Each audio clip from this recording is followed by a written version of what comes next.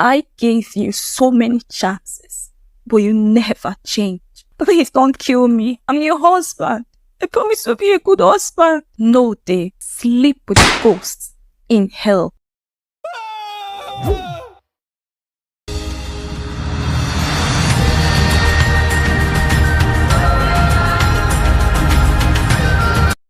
Dave jolted awake from a terrible nightmare, sweat trickling down his face. His breathing was ragged, his body tense. He ran a hand over his face, relief yet bewildered. I'm not dead. I'm still alive. He muttered to himself, his mind racing. A soft voice pulled him back to reality. Darling, you're awake. Good morning. Kate, his wife, stood at the door, her smile warm and welcoming. Looks like you didn't sleep well. Your face is so pale. What was the nightmare about? Tell me. Dave took a deep breath, calming the frantic beating of his heart.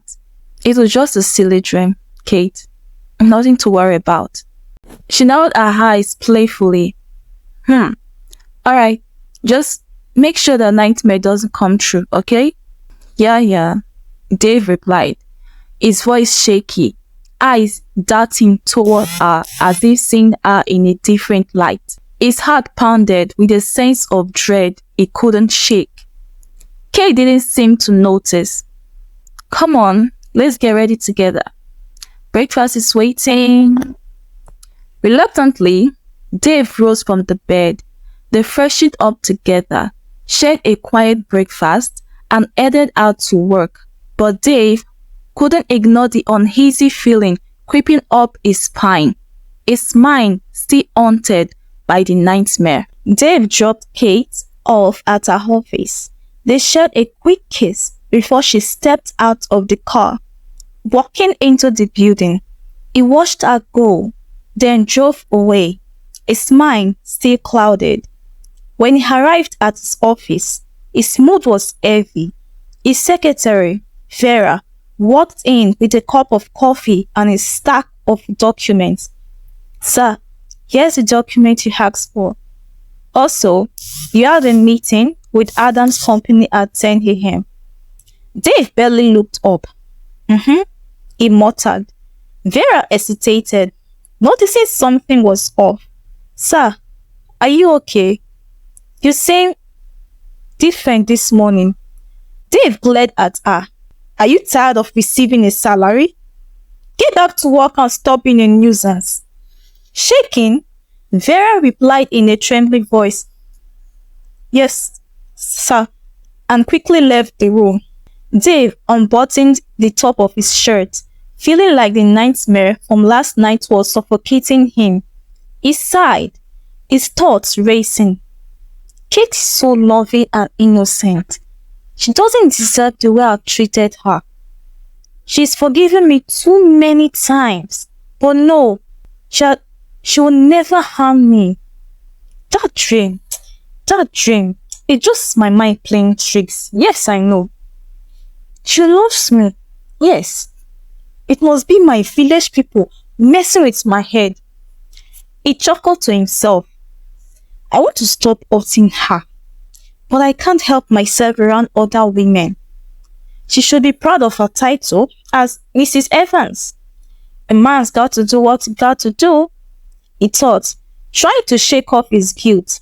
Then he turned back to his laptop and began working. During lunch, Kate called him.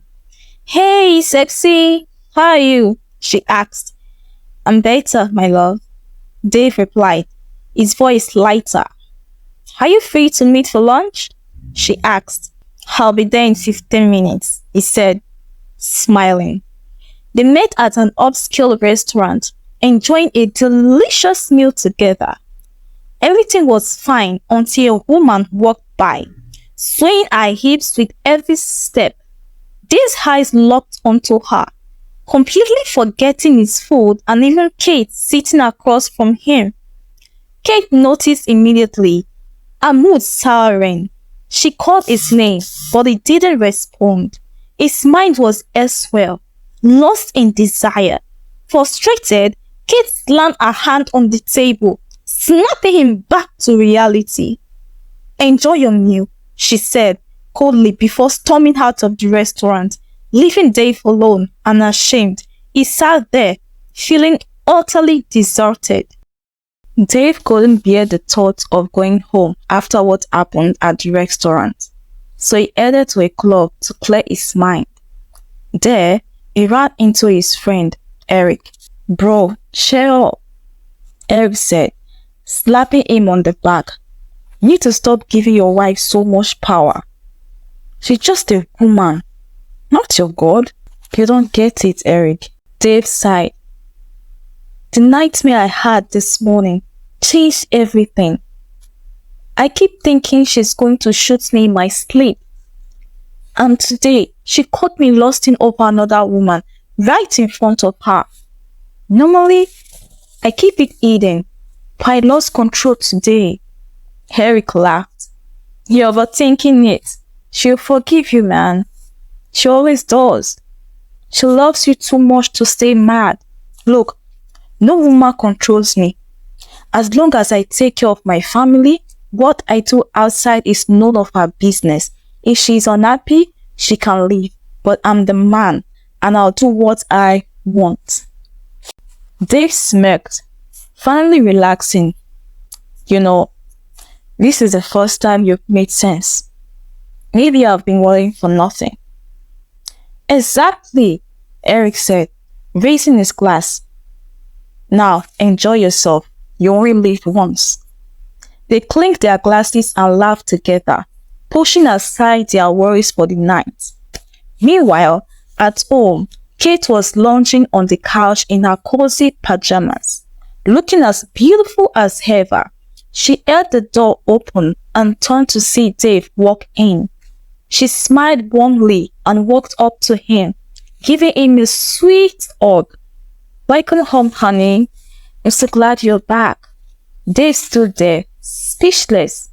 After everything that happened earlier, he hadn't expected this. "How was work today?" she asked. He stammered, unable to form a proper sentence. "Don't worry," Kate said gently. "It's in the past.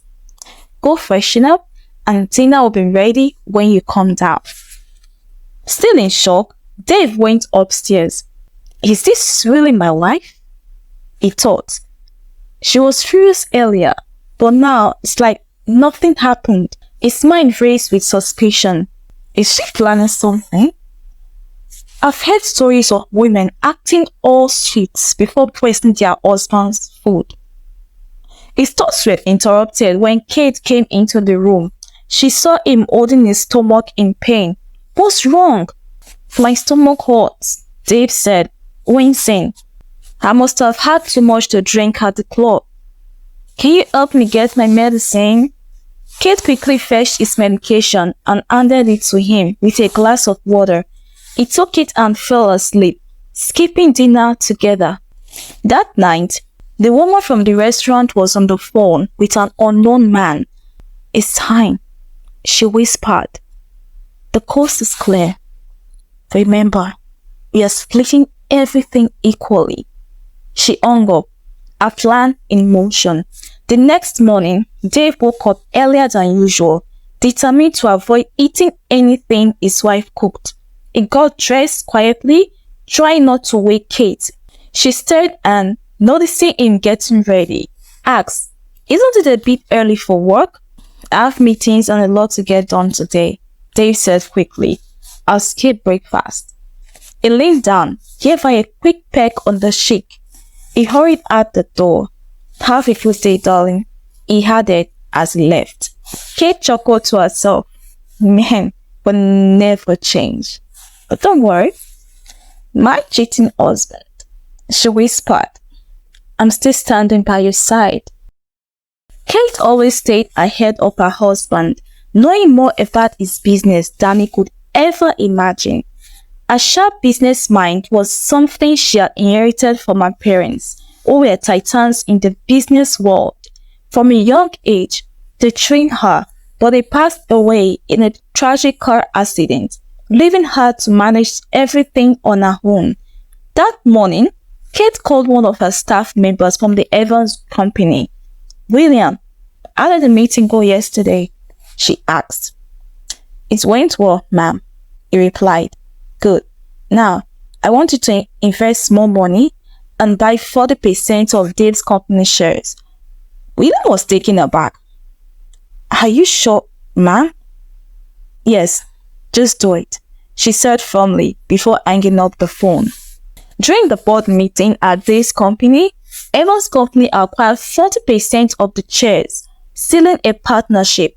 After the meeting, William sent Kate a text to confirm, and she smiled to herself before returning to her work.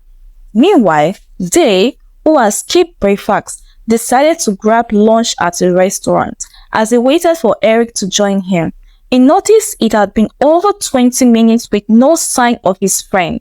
He called Eric, only to find out that Eric had been caught up with a client and wouldn't make it. "I'll buy you a drink later at the club," Eric promised, before ending the call. As Dave ate his lunch, he spotted a familiar face, the same woman he had been staring at the day before.